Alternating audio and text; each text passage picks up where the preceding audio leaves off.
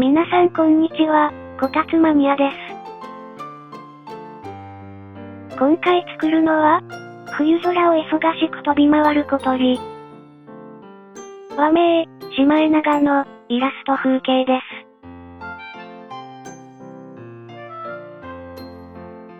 まずは球体の曲面を利用して、マスクで体のシルエットを描きますよ。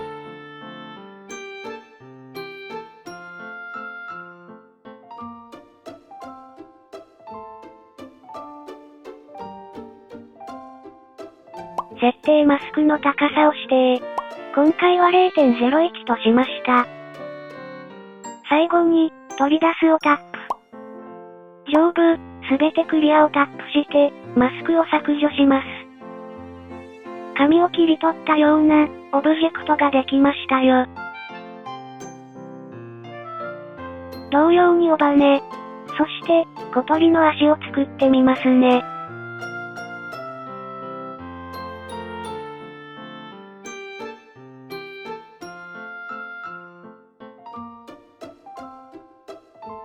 切り取ったそれぞれのパーツを組み合わせてみます。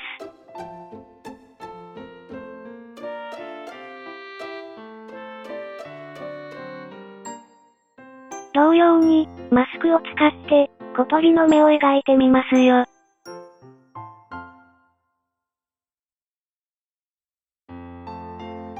これまでは、設定マスクの高さを指定して、取り出すでパーツを抽出していましたが、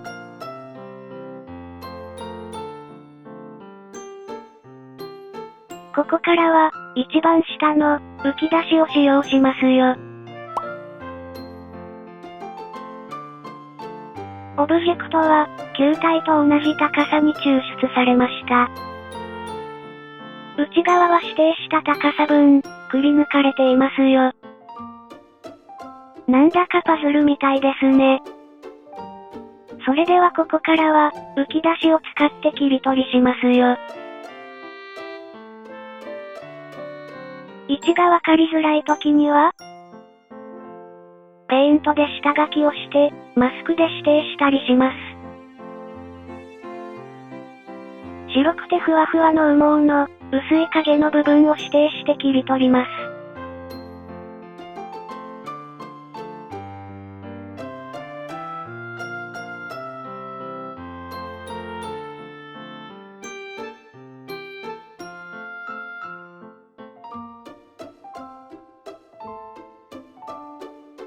薄いグレーでペイントして、次は、濃い影を指定します。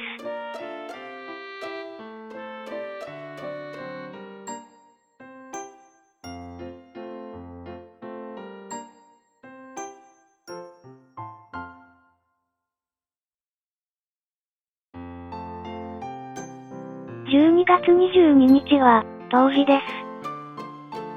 おめでとう、すべての、冬マニア。今回は、北海道の、雪の妖精。そして、冬の風景を作っていきますよ。そんな、冬を、ノマドスカルプトでこねこね。レッツラゴー。今回も、ノマドスカルプトは使いこなせていませんが、どうぞ温かい目でご覧くださいませ。各ツールの使い方は、以前の動画。タイトル、クラブなどをどうぞご視聴くださいませ。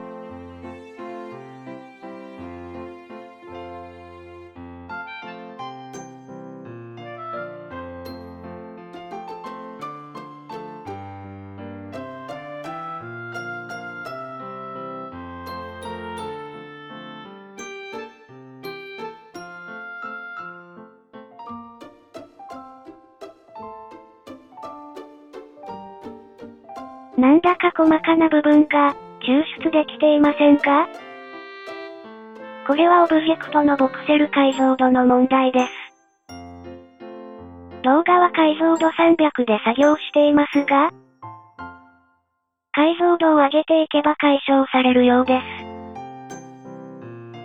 今回は、このまま続けていきますね。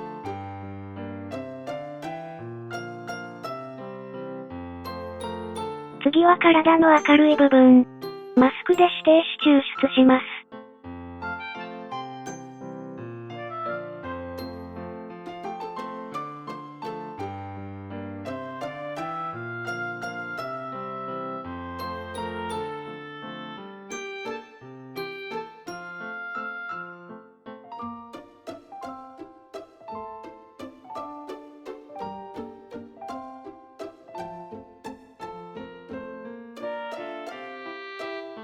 尾羽のところどころに白い羽毛をつけましょうか。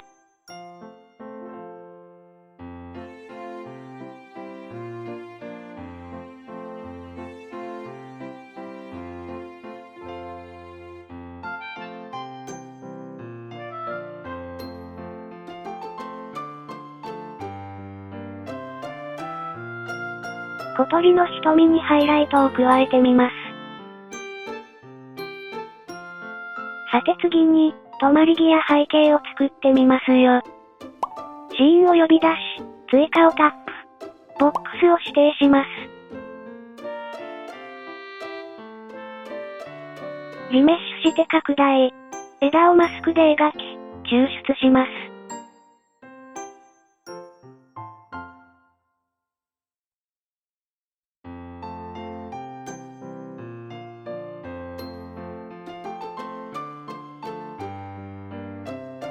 レイアウトできたら、枝をクローンしてギズモで回転してみます。そのまま画面の奥へ移動させますよ。上部ツールバーから、ポストプロセスをタップして選択。被写体振動チェック。背景のぼかしの数値を編集します。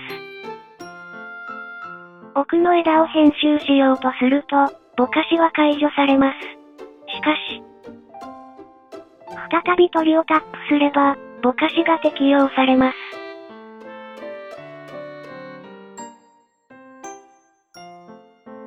クローンして奥の枝を増やしてみますよ。次は、背景を編集してみます。上部、背景をタップ。カラーを、環境に変更します。ブラーの数値を0に下げます。露出を最大値まで上げると、環境画像が確認できます。この画像の場所を探して、編集してみますよ。上部、シェーディングをタップ。環境に表示されている画像が、お目当ての画像です。編集してみますよ。画像をタップ。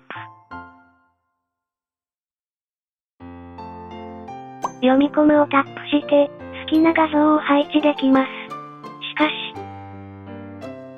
今回は、このアプリのサンプルの中から選んでみますよ。再び、背景をタップ。ブラーの数値をほんの少し上げてみます。画像の明るい部分を、画面右に移動したいので、シェーディングの環境画像下、回転の数値を編集。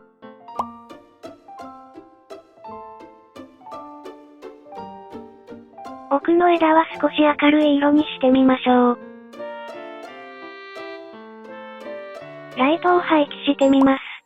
シェーディングから、ライトを追加をタップ。ライトのカラーを編集しちゃったりして。さて、お気に入りの画角が決まったら、表示をタップ。上部、ビューを追加をタップ。アップデートを選択し、はいで決定します。追加の編集でどんなに画面が動いたって表示の、次へをタップすれば、記憶した画角に戻ってくれます。それでは、イラストの完成です。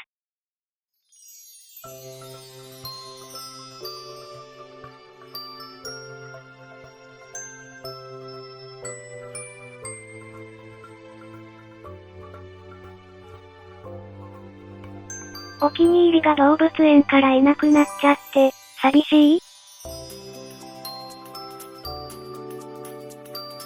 日本はいろんな可愛いに満ち溢れた国。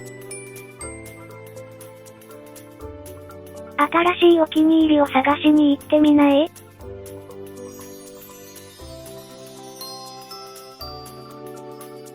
お粗末様でした。